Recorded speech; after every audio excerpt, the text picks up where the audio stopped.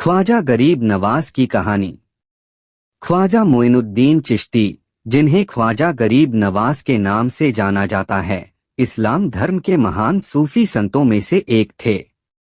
उनका जन्म 1142 ईस्वी में फारस, ईरान के सिस्तान प्रांत में हुआ था। उनके पिता सईद ग्यासुद्दीन और माता बीबी उम्मुल वरा थे। बचपन से ही ख्वाजा गरीब नवाज धार्मिक प्रवृत्ति के व्यक्ति थे। प्रारंभिक जीवन और शिक्षा। ख्वाजा मोइनुद्दीन चिश्ती ने अपनी प्रारंभिक शिक्षा अपने घर पर ही प्राप्त की। बचपन में ही उनके माता पिता का स्वर्गवास हो गया, जिसके बाद उन्होंने अपनी पैतृक संपत्ति गरीबों और जरूरतमंदों में बांट दी। बाद में वे धार्मिक ज्ञान प्राप्त करने के लिए बुखारा और समरकंद जैसे स्थानों पर गए। सूफी मार्ग की शुरुआत। बुखारा में उन्होंने अपने गुरु ख्वाजा उस्मान हारूनी से सूफी ज्ञान प्राप्त किया। गुरु की कृपा से वे आध्यात्मिक शक्ति और सूफी दर्शन को आत्मसात कर चुके थे। उन्होंने गरीबों, बेसहारा और भूखों की मदद करना अपना धर्म बना लिया। इसी वजह से उन्हें गरीब नवाज यानी गरीबों का सहारा कहा जाने लगा। भारत आगमन। ख्वाजा गरीब नवाज ने पैगंबर मोहम्मद के निर्देश पर भारत की यात्रा की।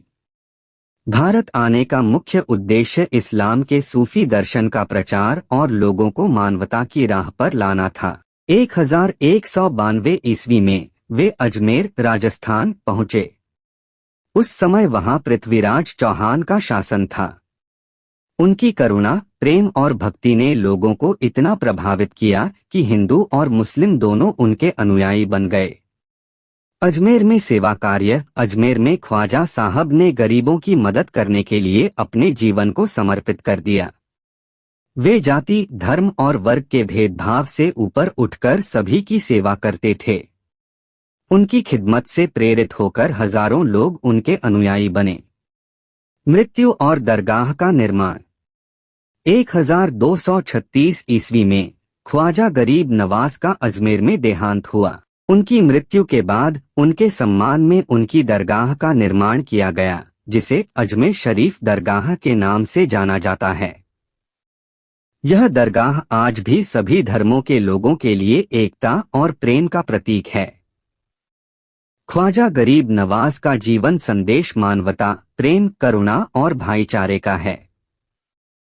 उन्होंने सिखाया कि सच्चा धर्म वही है जो दूसरों की सेवा और उनकी भलाई के लिए काम करे। आज भी ख्वाजा गरीब नवाज के विचार और शिक्षाएं दुनिया भर में प्रेरणा का स्रोत हैं।